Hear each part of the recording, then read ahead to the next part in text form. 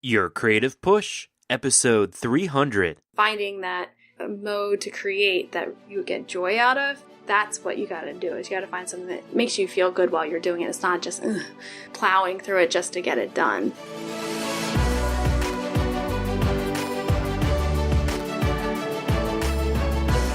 Welcome to Your Creative Push, the podcast that pushes you to pursue your creative passions.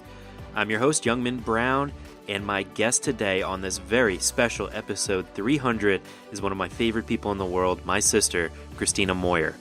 Chrissy is an elementary art teacher, and she is also the illustrator of our new book, The Adventures of Tidy, Messy, and VeryMessy, which we talk about in the episode.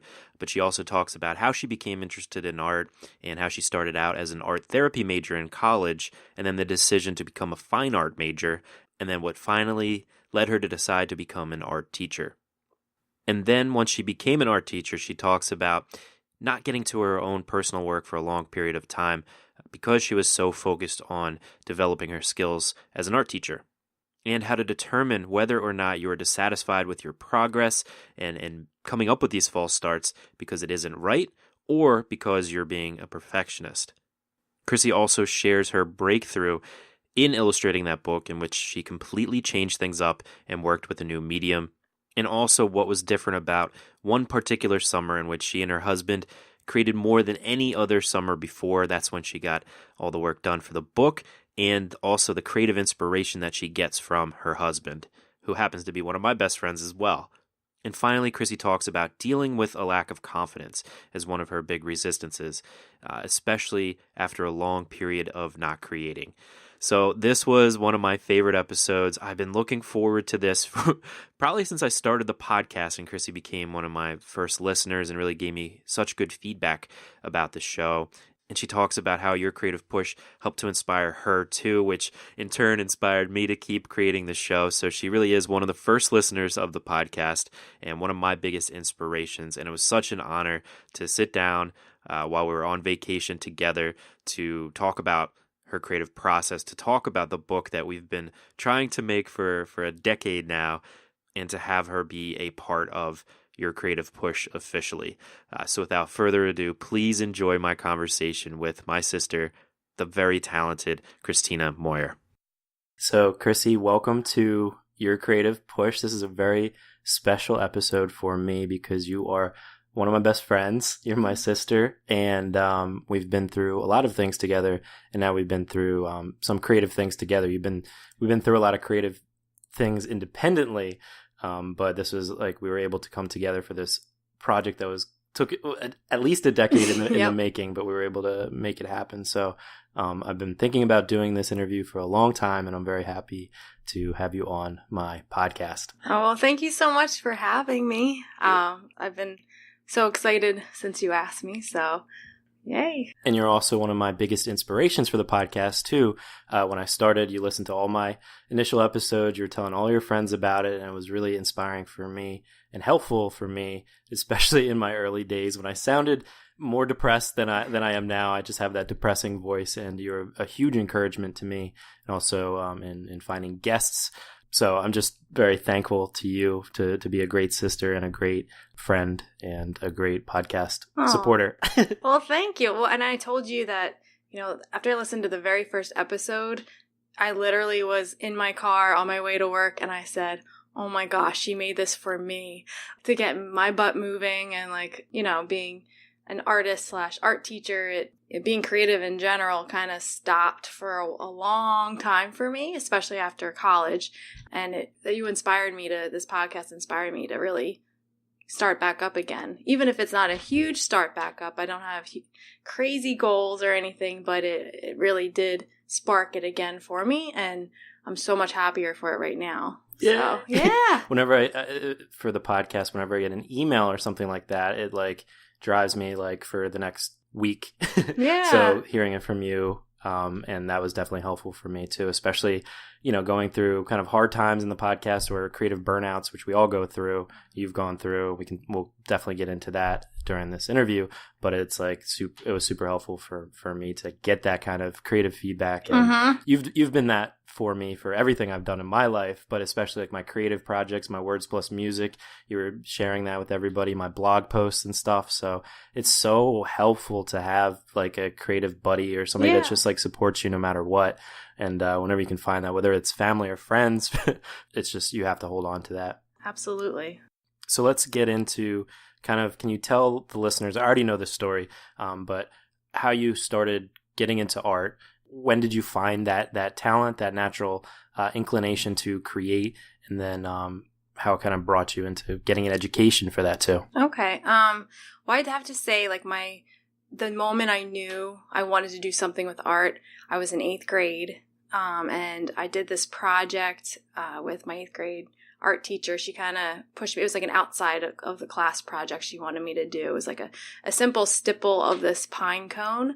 And I think like I got an honorable mention of this pine cone. I remember that. And the funny thing is I just found that this summer. I was cleaning out the basement and like really making the art studio, my space down there, usable for me. And I actually came across it. So I have it in my to go back to school bag for my classroom to decorate.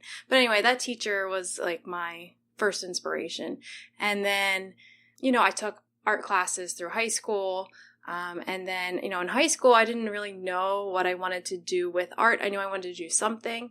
And I remember my parents saying, our parents, that's weird. Mom and dad. Mom and dad were saying, I think about being an art teacher. I could see you being an elementary art teacher. I remember mom saying that, and I was like, well, because they were teachers, I kind of was like, nah, like, I don't know if I really want to do what you do.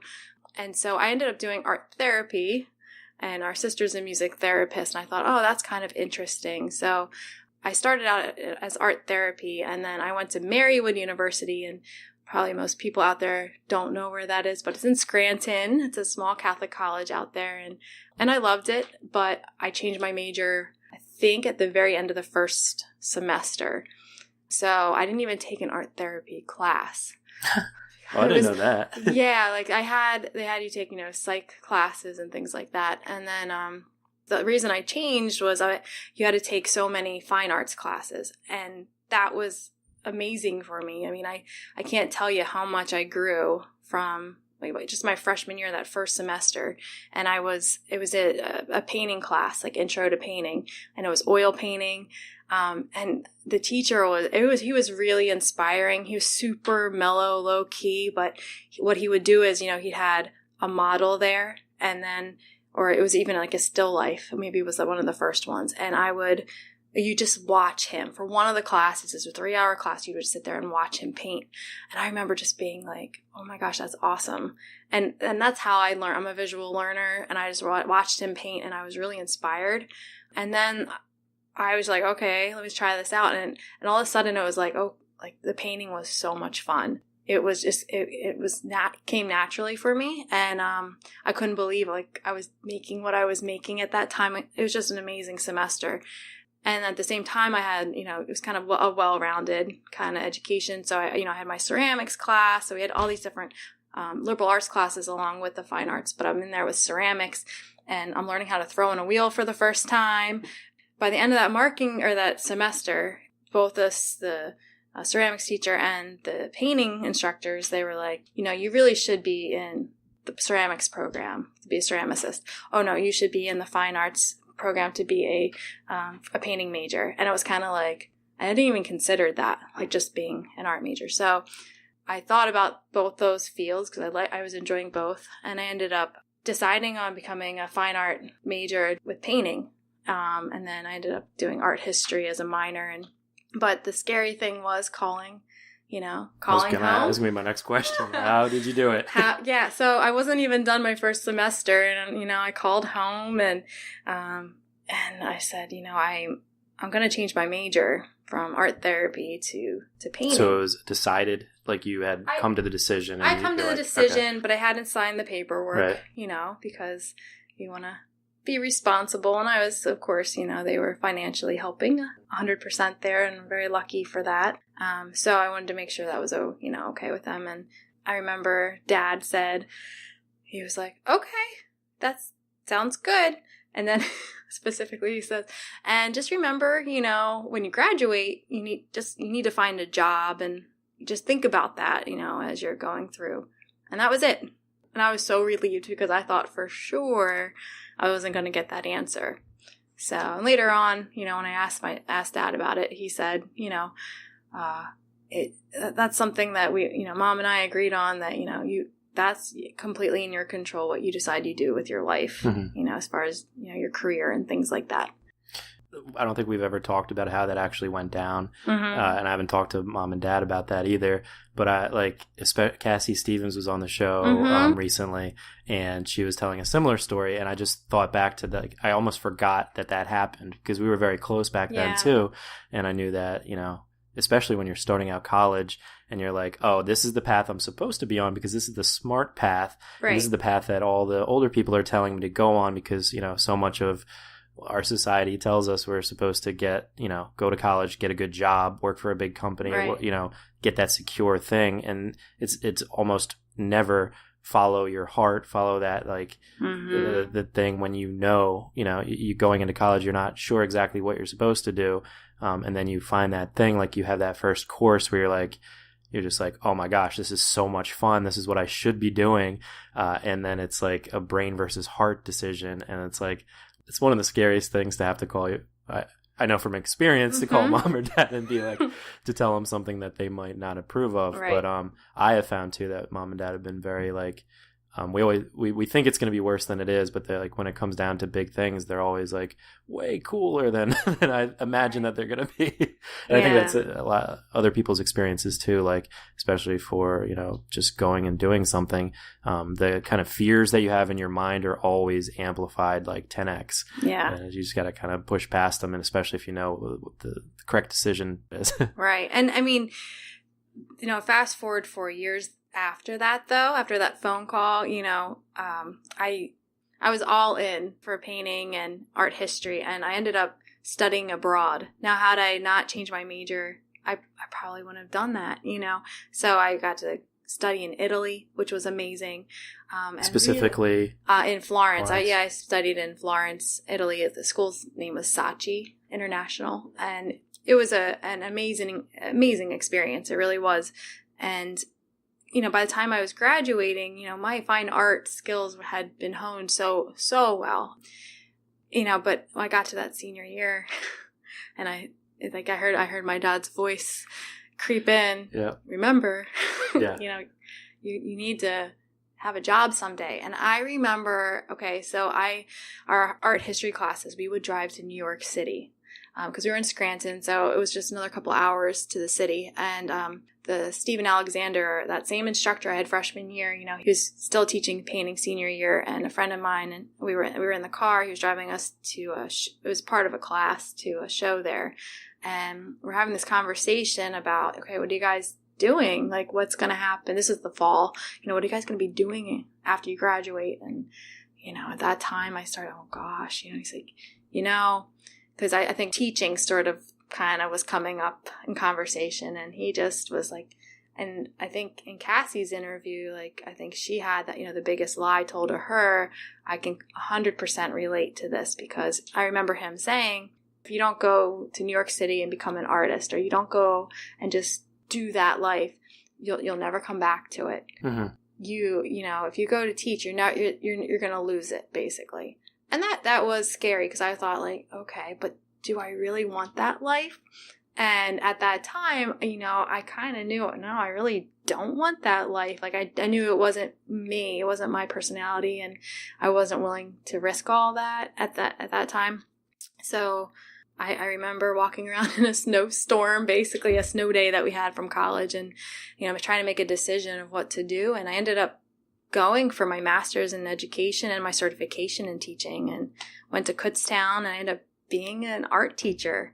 It was definitely the best decision for me, and I love my job now, and it's crazy how you get there, though. I never would have thought freshman year when I became a painting major that I'd end up being an art teacher in the end, Right. But somehow things end up working out. Yet there's that thing that we're talking about, like that your teacher advised you that, once you kind of decide to go that route, and like Cassie said, the biggest lie, I know for a fact that there was that kind of gap for you. Can you talk about that then? Like, because I know with any job, like you have to orient yourself, you have to get used to it, you have to get your feet under you and get comfortable being, an art teacher or whatever you do. So what was that kind of experience like for you, not doing your own like personal work and your personal art? Well, for sure. I mean, when I started teaching, I was, teaching at the 8th grade center. So I was teaching just 8th graders, and I was really, learning how to teach. I mean, you go to college, you go to grad school, you take all these classes, and then you go and you're like, okay, I got this job. I landed an amazing job. I was so excited.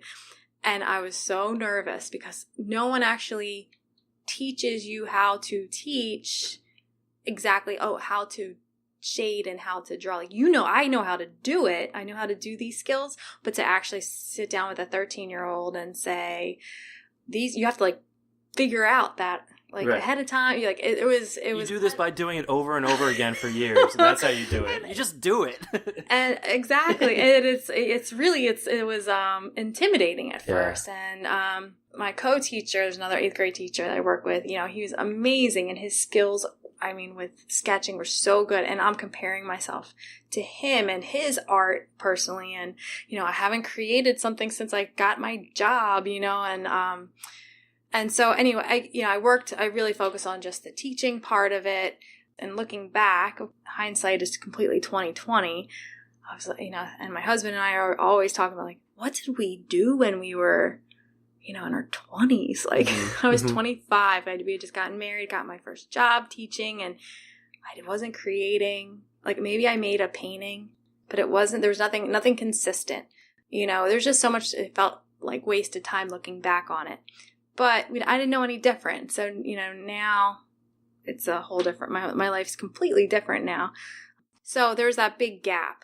It took, honestly, until like, I'd say once you started your podcast, that it really kind of pushed me into gear. And I'm not just saying that. I'm really not. Because, I'm sure we're getting to talk about Tidy, Messy, and Very Messy. Yes. But, we talked about making this book for at least 10 years. Well, we talked about it for longer than we actually started the actual process. And I just never could I lost confidence, and it was like more of it. Like I was like, okay, it's a children's book, and I know in my head, I wanted it to be this amazing. I wanted it to be, and I started trying to draw in that way, and it wasn't me. It wasn't like what I was comfortable doing. So I had about, I don't know, I had at least 7 or 8 false starts of different styles. I saw a few. Yes, and I'd like, how do you think of this? And then 2 years later, so what do you think of this? And I thought, okay, now it's going to be my time, but none of them ever stuck. It really didn't. And for the record, all of those false starts I thought were amazing. I was like, yes. Well, and you have to be satisfied yourself. I was like, oh gosh, I didn't want to plow through something I wasn't enjoying. So that was it. Like I do like a frame from one of the scenes from the book, and I'd be like, oh my gosh, like that's not good enough, or that's not gonna cut it, or I'm not gonna enjoy doing this for the next however many pages. So it was like a couple years later, I was 2 summers ago, I started again. I was pen and ink, just straight pen and ink, and spending time on this. And I was like, you know what? I just gotta do something completely different, like a medium. Like I don't need to paint just because I was a painter, like I had that painting. I have a painting degree, scary. And that's a big difference. One of my favorite things to do. I know, I have a degree in it. Like I must be okay. It's not that. It's just I knew I needed to try something different. So I kind of finally was like, all right, let's try something completely different, and started playing with paper. And, what if I create these characters out of paper and have them move in a scene? And then it's like a little theater that I create. And I mean, it was like trying to figure out the process took a while. But once I figured it out and finally figured out how to make the characters, it was fun. It became a really playful thing to do. So finding that mode to create that you get joy out of, that's what you got to do, is you got to find something that like makes you feel good while you're doing it. It's not just plowing through it just to get it done, you know? Yeah, and I think it's a difficult thing to figure out. I think it's one of the hardest questions to answer too, especially for like perfectionists and people that have a tough time, that they're always not satisfied with what they create.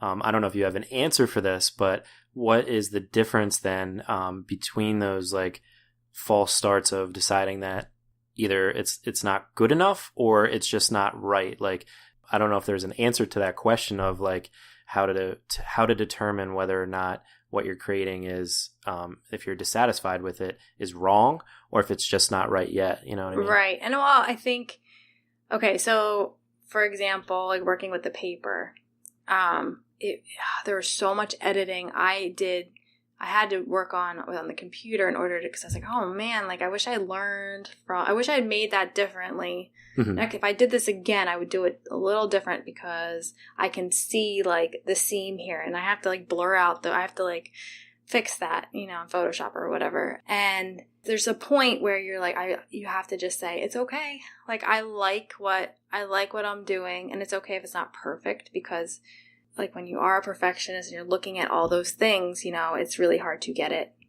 just right.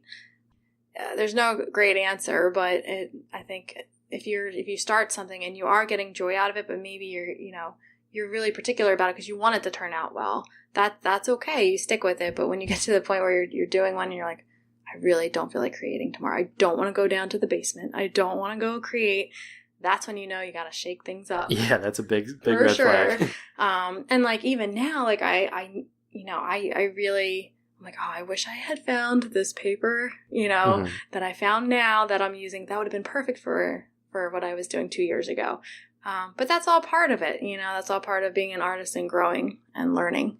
Time is just this constant treadmill, and that's why I think what you did that summer with your husband, you had this like creative summer where you're like, all right, this is our big goal. Mm-hmm. And like, that's why I try to promote that Cramuary, like doing like that big project in 1 month.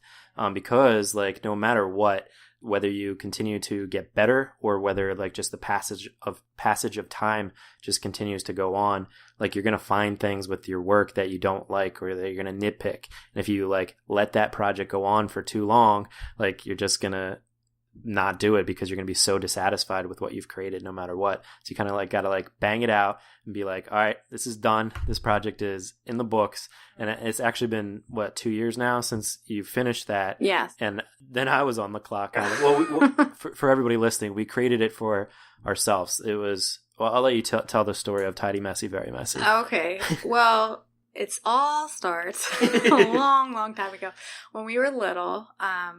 My father, our father, used to tell us, you know, a bedtime story. And I always remember it being in the summer. I don't know, this was like a summertime thing that he would do for the most part. I think so. And he would call it Tidy, Messy, and Very Messy, which would represent, though not ever revealing who was who, but we all know, you know, our oldest sister, myself, and Michael.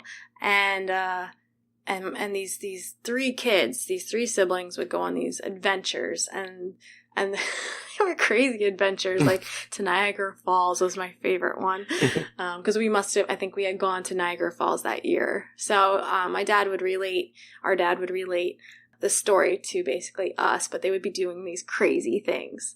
So I forget at what point we were older, and we just kind of, I think we were at dinner, and all of a sudden I was like, no, we should make a book. We should actually like turn this into something. I don't know if you remember when, but I don't remember if it was Mom's idea, your idea, my idea. And then we were like, from that, once you get those kinds of ideas, you're like, this thing has to either get done or I'm going to like regret not doing this. And even just for us, and that was the point I was trying to make, was when we first created, it was really just, you know, just for us. And we did print it out, not with like a ISBN code or anything like that with the intention of selling it, but just like to create it for our dad and my mom, and to give it to them like as like a token of, you know, and also just to create something together, I think was pretty cool. Yeah. But then anyway, then I was on the clock, and it took me 2 years to figure out, how to get it on Amazon, how to like publish it so that it can be bought by people and stuff like that. So yeah, and it, we have lives, things get busy, and sometimes you out of sight, out of mind. Right. So like once I was done the artwork for it, and we kind of worked out little artistic details, kind of took a break. It's like, oh, okay, you catch your breath. All right, timeline moves on. Yes, and then you finally did that. So it's pretty amazing. Yeah, it definitely feels good to like have it done. And like I said, it felt good 2 years ago. That was like we did it. Like we finally did it. We've been talking about it. We've been kind of encouraging each other, trying to push ourselves to create it. But it feels good to get it out now. Yeah. And before we move on, what was the Niagara Falls story again? Because I was the youngest. Yeah. So I only remember bits and pieces as they're kind of recounted as I'm sure cavemen recounted stories over millennia. But how did that one go? Well, how I remember it, Tidy, Messy, and VeryMessy went on a trip to Niagara Falls. And they were walking around the edge of the falls where, they have the gate. And for some reason, I don't remember which one. I want to say it was VeryMessy, but I could be wrong. It was Tidy, because this will make sense. Okay. Tidy had a container of dish soap. Of course she did. Because she's tidy, so that makes sense, right? She had a what do you call it? Just like a liquid detergent. A liquid detergent or something, and she dropped it, or it was laundry detergent or something, and she dropped it into the falls. And Niagara Falls slowly started to bubble up, and it like exploded, and all of Canada or whatever, it was all covered in bubbles, and it was all Tidy, Messy, and VeryMessy's fault. Somehow. I forget all of the details, but I do remember having this visual of these bubbles coming out of the falls. And that's what added pressure for me, because that's just a testament to the imagination that our dad has. And he definitely has a big imagination, and he's like able to come up with a story at will, or a joke, or just like some weird catchphrase or whatever. So it was high pressure for me to try to kind of create a story. And we also wanted to keep it relatively close to home, so to speak, both physically and kind of emotionally, for the first, maybe only, but at least the first book, so that's not too, especially trying to figure out art styles and writing styles and stuff like that. Yeah. Definitely wanted to keep it within, I don't know, a mile of the kids' homes. Right. And there's different details you put in the book about, that kind of relates to our childhood for sure. Definitely, yeah. And some of the scenes, maybe I tried to throw in some imagery that was kind of special, or no one else would know but us, like a special toy that was in the background or something like that. Which is, I think, a very big lesson for artists or any kind of creative person, is to like make it special to you. Like first and foremost, make it personal as much as possible, so that I think other people will relate to it. Not everybody's going to get every like little personal thing, but the more you can personalize it, like the more special it will be to you. No matter what happens with this book, this is going to be like one of my favorite creative things that I ever do in my life. Yeah. You know what I mean? So might as well be like as personal as possible. Yeah, no, for sure. Same for me. I mean, it was like, it felt so good to get it done. And because it had been a good 10 years before something like we did it, we really got it done. So. And like I was saying before, it's like once you get those ideas, and I'm sure people listening will relate, that you get that idea that that you have to do, it does feel so good to get it off of your chest, and then you can it kind of opens up the gates for you to do something new, and also take what you learned from what you just did into something new, which you're actually kind of doing now, right? Yeah, I mean, it's pretty cool. Like, I never thought I'd be making things out of paper, doing things the way that I'm doing it. So right now, this summer, for those art teachers out there, this is like you get that moment at the, beginning of, right before school gets out, and you're like, oh, this summer, I don't know about you, but I'm like, oh, I'm going to like create some stuff, and I've gotten into some watercolors, loving watercolors, sparked from just, painting my own dog. And I was like, you forget how much fun just to sit down and just to paint something, I was watching you paint today with our nieces. Yeah. And just watching you in the zone and my brain being tickled by like artists creating, which is one of my favorite things to watch. Yeah. And it's good, even if you don't have a purpose for whatever you're making. Just to sit down and do the act of the creating, it really is it's like an exercise for your brain, and it's a relaxing thing for me. But yeah, so I got into some watercolors again, partially because it's, it's easy to transport and it's smaller sizes and all, and, fairly quick if, you can kind of just do a session of it and then let it dry and come back and keep working on it. I found this paper that I love, and I'm not sure if I'm going to mispronounce it, but Yupo paper, Yupo. Yupo. And it is like it's not really absorbent. It's like, so you can paint on it. It's good for watercolors, inks. I've been getting into some alcohol inks I had never used before. That's like, they're really amazing. If you've never tried them and you're thinking about it, totally try it out. So I've been kind of experimenting with these papers, and the cool thing is they come in some that are transparent, translucent kind of papers, and some that are a little more opaque. So I did one of inspired by my daughters, and they were running in the yard catching butterflies, and I was like snapping pictures, for some visuals. And so I did another scene just like I had done for the book for Tidy Messy, Very Messy. And since doing the book, my husband had made me like a wood theater. It's just some wood scraps that he so graciously made for me because I was inspired. I was like, I wish I had this to do the book, because that would have been easier. You had seen somebody else's? Yeah, I just kind of looked online and I was like, oh, that would have made that so much easier to do that. But it was too late, It was over. So he had made me this like theater, I'll call it, made out of wood. And then I was using the Yupo paper, and I did watercolors of the characters. And when you cut it out, you don't have those edges like I was having with the characters of the book. So it was less fine tuning at the end and less editing. And then you kind of use little wires and clear strings to kind of hang them from different parts of the theater. And you set it up kind of like a dollhouse in a way, and it's really neat. And then just kind of fun in its own. Yes, right? It was, and it's play. It was really like a lot of play, and that was that. I could just tinker with it, and then you mess with different tissue papers to create different lights, and then you take a million pictures to get the couple that you want to work with. Very little editing. This paper was so much better to work with, and then you have your image. And I was like, oh man, that was so cool. Like, why didn't I know about this earlier? But I allowed myself to try something new, and I didn't just stick with, I learned about oil painting in college. They pushed that oil painting, and I had huge canvases that I'd work. Oh my gosh, that are still in my basement that I work from. So unrealistic right now to do. And I don't have any desire to do anything that large like that. But this was such a cool, like, small scale that you can blow up to whatever size, because it's artwork mixed with photography and all that. So. Right.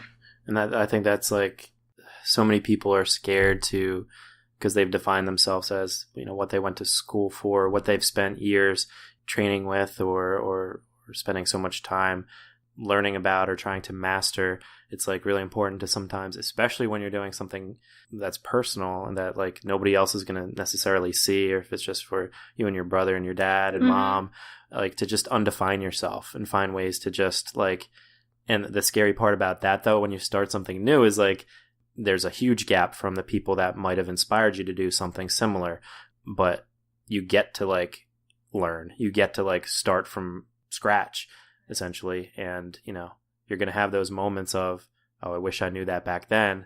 And then I'm sure you're going to have moments next summer or the summer after or whenever you're like, I wish I knew that then, Right. But like you have to allow yourself to be in that position to not be, exactly a master, right? Or else you're never going to start. Exactly. Yeah. You just never know where you'll be inspired or what will inspire you to create, like that day the girls were out. I didn't say, go run out and chase the butterflies. Right. It was just something I saw and I was like, oh, that's cool. And it's interesting because now like I'm seeing different things and I know I already have ideas for using that same style to create more images in the same way and to kind of play with different colors and different materials. And so it's kind of neat how that actually happens, Right. and how your eye changes and stuff. Oh, yeah. Well, I wanted to go back to like that kind of creative summer, like when you made all the images or all the final images, I should say. And like, I know that your husband was doing a lot of creative things too. And it's really important to have that creative co-pilot or whatever. But you also talked about how you guys had the discussion of like what do we do in our 20s? And I think a lot of people can relate, because it's like sometimes you feel like you're creating, and don't get me wrong, like I know teaching art, you're doing a lot of creative stuff, and it kind of takes some of that creative time and those creative muscles. For me, I was like, I haven't written for like a year and a half. Right. And I call myself a writer, and I say, you know, all you have to do is call yourself a writer. But like, I think anybody can relate to like having this, like looking back and being like, how did all this time get away from us? So like, what was it about that summer that made you guys kind of decide to do it? What was it about that summer that was different than summers before, when you get out of school and you're like, okay, I have the whole summer ahead of me. Then by the end of the summer, you're like, you had one painting. You know? Well, like, first of all, my husband he's amazing. He is, I mean, my best friend, but what an inspiration. Like he's got his head on straight. He knows what's going on. He pushes me, you know, he knows, like, we're both kind of from the same mold as far as we need that time to like have that creative time. And for both of us, it was kind of like at the same time we were having that itch. Like I felt like every summer I was like, I really want to work on that book. And I never did. And it just was a continuous thing. And now that we have kids who are no longer taking naps, who have not been taking naps. No more nap time. Oh, I mean, I think that maybe was actually the last summer of naps. Like, it was ending that summer as we're creating. So rest in peace. We had this hour or so, you know, and we were like, all right, you go do some music or you go do this. And then we would just take turns. Like, we're like, okay, well, you hang out with the kids for a certain amount of time, and then, you know, I'll do it. We just like would find different activities that we would give each other those chunks of time to like get our stuff done, because he was creating music, and he created an double album, I believe, that summer. Yeah. And, you know, he's the most creative person I've ever met. Me so too. Humble. He's so humble, but he'll never, you know, admit that, but he really is so creative. So having him in my life to be so supportive and giving me the push too, to like allowing me, hey, don't feel bad about, you know, give yourself a couple hours, you know, away from the kids, and you can go do that. That was big, because, you know, our kids are a priority and we spend so much time with them and we love doing that. But to allow yourself to have that time for yourself, that's something, you know, I'm always working on still, you know, especially in the summer, because that's like such valuable time with the girls. Yeah. That summer we were just pushing each other to do it. And then we got motivated, and it was kind of like this goal, like, how great will it feel? Like, we kind of could see, like, when you go for a run, you're like, I know it feels so good when you're done running. Well, I'm going to create, and I really would like to get this done before the school year starts, because I give teaching 100% of me. So I don't allow as much time for myself in my own creating, you know? Right. And it's like, I think he's a perfect example of, like you were talking about before, now that you've started to create in this new style, you're starting to see things in that way, and see different ideas and see new projects that you want to do. And it's like living that creative life. It's like, it's always around you. Like, you're a creative person. Like, it's not like that 1 hour was the only time you were creative. It's like that 1 hour allows your entire day to be like a creative day, because you've devoted that time. And then you can think about, you know, future projects, or think about like getting back to that project, get excited about getting into that project because you're so motivated. But he is like the perfect example. And I've mentioned him a few times on the show too, of like what it is to be like a creative person, because he creates these crazy games. Like, I don't know how he comes up with it. Like, these games for our nieces, or my nieces. Yeah. And the music that he creates, the questions he asks. He was my best man. For people who don't know, he was my best man at my wedding. Like, he's such a good guy, and such a, like, I couldn't think of a better creative partner to have, to be living with, and to be like, motivating me to get to my work too. And he actually does, always asking me questions and stuff. And he'll, like, if I ever had like hey, like I'm thinking about art lessons even, for teaching, because he's a teacher too. And he'll be like, well, have you thought about trying this with the kids? And he's not, you know what I mean? It's like, oh, that's like so perfect. Yeah. Like, oh, and he, like for, for his teaching that his kids absolutely love, like he comes up with some really awesome games that he knows the kids will love in the phys ed classes and in the health room, trying to make health fun for little kids, being in it's a impossible task. I know, like little kindergartners, like how can you make that fun? And I know he's phenomenal. I am definitely a very lucky person to have him in my life. I'm a very lucky guy to have him in my life too. But yeah, it's definitely an example of, needing that kind of creative person, even if it's not your spouse or whatever. It's like needing to find that person to kind of motivate you to get to your own passions, even if it's something completely unrelated, like him with music. And like, I don't know, is he a good artist? Have you ever he is actually. I mean, I know like back in the day when he was thinking about careers, like being an art teacher was like on the list. I would, I'm pretty sure I'm quoting that correctly. He would say, oh, it's not a refined style, but he's artistic, like in his drawing and everything too. Will he sit down and like paint or draw? No, not necessarily. But what he's really gotten into, like this past Christmas, like he sat down with the girls and like we had all this craft. We kind of created a craft pile of stuff, and he helped our now 6 and 4-year-old create these really awesome presents for people, like that were super creative. And he's like, he can kind of almost turn anything into art or into a game. You can just see his wheels turning. Always. You're like, okay, like, I mean, how many games did we play?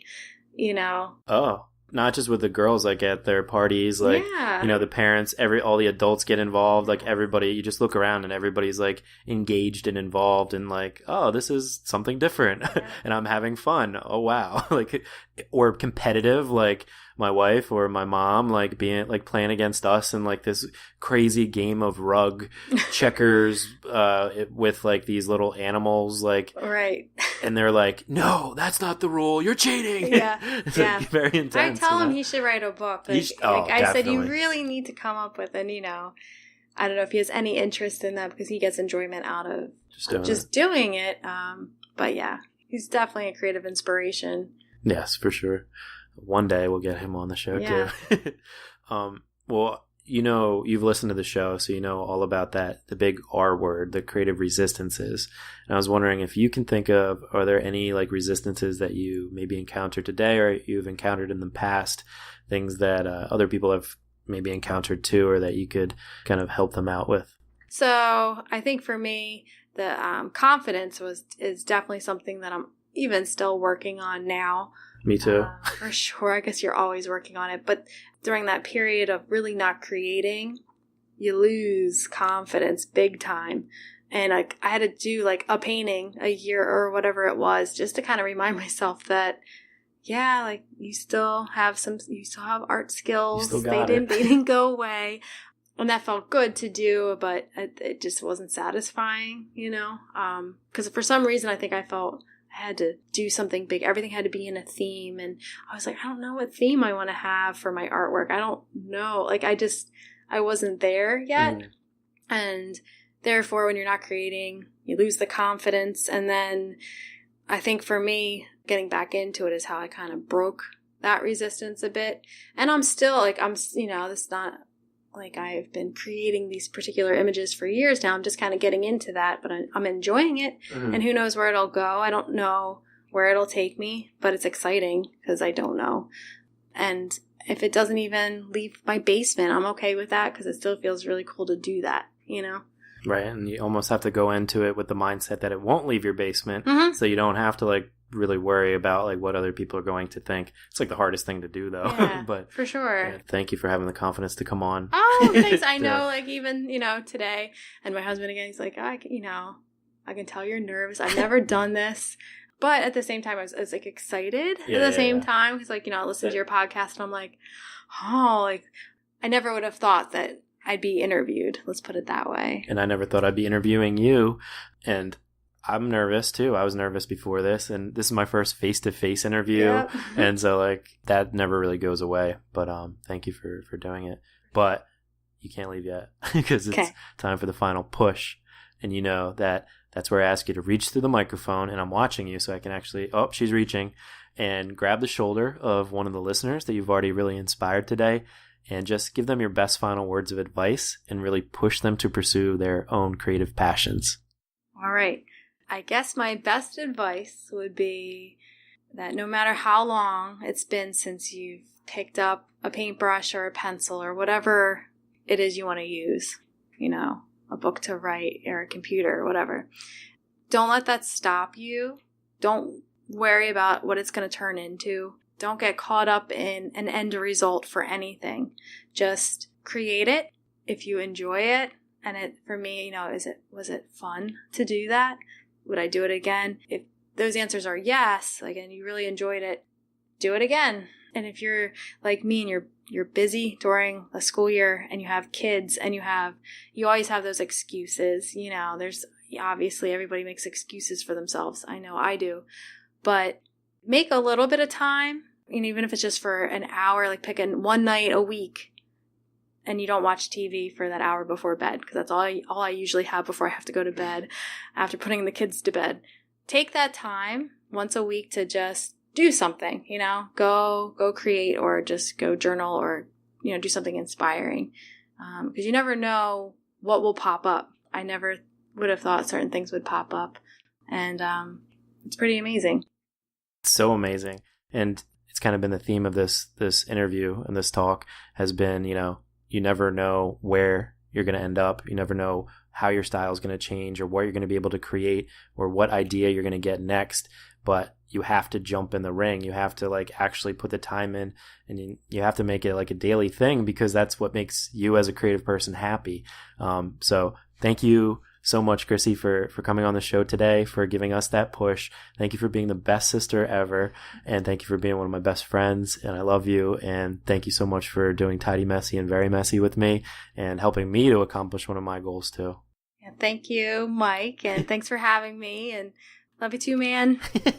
My best bud. And I'm honored that you would ask me to be on the show. And yeah, you're reaching out to a lot of people. And I know that my art teacher friends, that they listen as well. So cool.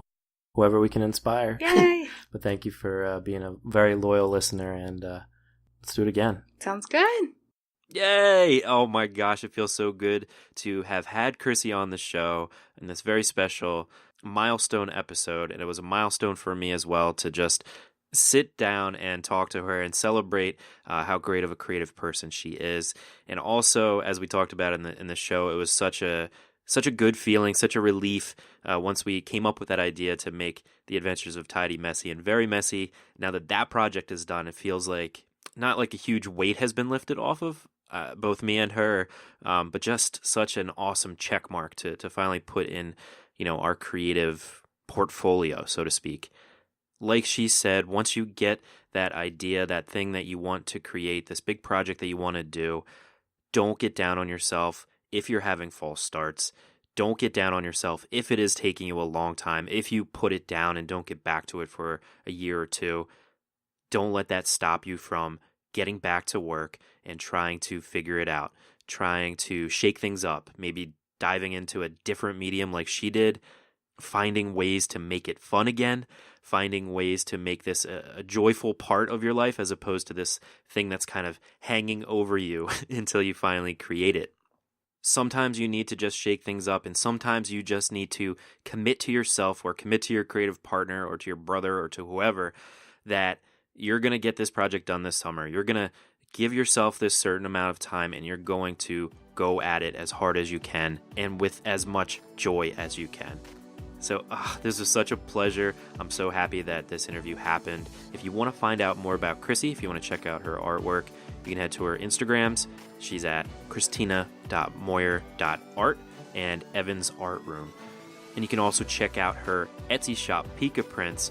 Really fun art there.